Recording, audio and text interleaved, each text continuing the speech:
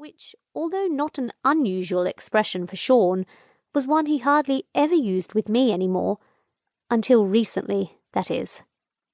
It had all made me think something had happened, but when I'd questioned him about it, he just looked a bit awkward and blamed it on tiredness from long filming hours. Despite Sean's reassurances, something in my gut wasn't convinced, and I'd begun to wonder if something had happened in the last 2 weeks. Or someone. After all, he was out in LA, surrounded by clamouring fans and glamorous celebrities, so there must be temptation around every corner. A shudder ran through me at the thought of all the women who would be vying for his attention over there in the sunshine. No doubt Botoxed beauties with bikini bodies and tans to die for. Ugh, hardly comparable to my girl-next-door looks, pale skin and smattering of freckles. Plucking another marshmallow from my drink, I tried to push my gloomy thoughts aside. Perhaps Cait was right and I was making too much of his tenseness. It was most likely just tiredness.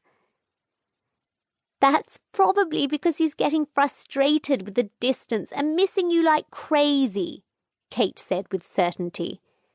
It was true that it felt like years since I'd last seen him in person.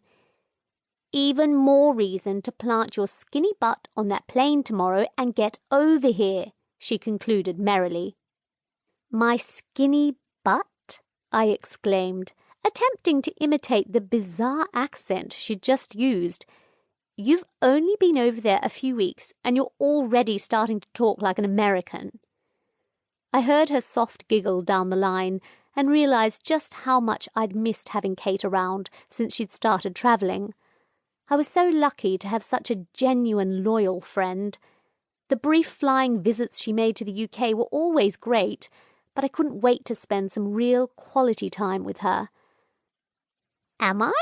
Really?" She sounded almost proud of the fact that she was rapidly deserting her roots, and I couldn't help rolling my eyes. "Has he still been demanding that you text every night, and using that soppy nickname for you? What is it again? Sweetie Pie? Pudding Pop? Something like that?" Cait asked, and I just knew she was grinning and massively taking the piss. "Gorgeous girl," I corrected quietly, smiling as I thought of the words rolling from Sean's tongue and that lovely rasp of his. Just thinking of his ridiculously sexy voice made goose pimples pop up on my arms. "I prefer sweet cheeks," Cait teased with a chuckle. And yes, he's still using it. My friend was most amused by Sean's term of affection, saying that calling me girl made me sound far younger than I actually was, 26, and Sean far older than his 38 years. Personally, I loved it. And yes, we still message every night. I loved this habit. It was only a quick message to say goodnight and let him know I was home safe and sound, but it was a constant reminder of our connection and gave Sean the compulsive reassurance he needed. Cait thought it was sweet, if somewhat obsessive, which it was, but I knew the traumatic story behind Sean's possessiveness and understood his concerns. Besides, what girl wouldn't want to know they had a gorgeous Hollywood star waiting for a text from them?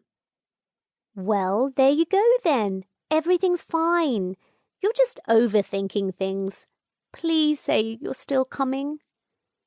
Glancing down at the coffee table, I saw my plane ticket sitting there almost expectantly. Picking it up, I licked my lips thoughtfully as I flapped it between my fingers. Sighing, I leant back, amused by the bizarre reality of my life. To the world, he was Sean Phillips, movie star and all-round heartthrob, but to me he was the man I'd been secretly dating since January. My Sean. At least, I hoped he was mine. I think he was, but then why had he been so tense recently?